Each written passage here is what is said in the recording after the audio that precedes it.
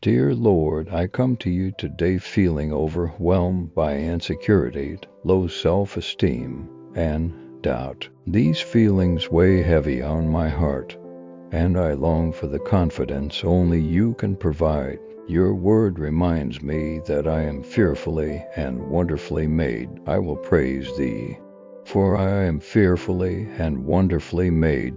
Marvelous are thy works, and that my soul knoweth right well. Psalm 139:14. Help me to see myself through your eyes, Lord, as a child deeply loved and created with purpose. Father, I struggle with feelings of inadequacy and doubt, but I know that your strength is made perfect in my weakness. My grace is sufficient for thee, for my strength is made perfect in weakness. 2 Corinthians 12:9. Help me to embrace the truth that with you I am more than enough. Guide me in replacing the lies of insecurity with the truth of your word. Let me walk in the confidence of who I am in Christ. When self-doubt tries to take root, remind me that I can do all things through Christ which strengtheneth me. Philippians 4:13. Fill my heart with the assurance that you are with me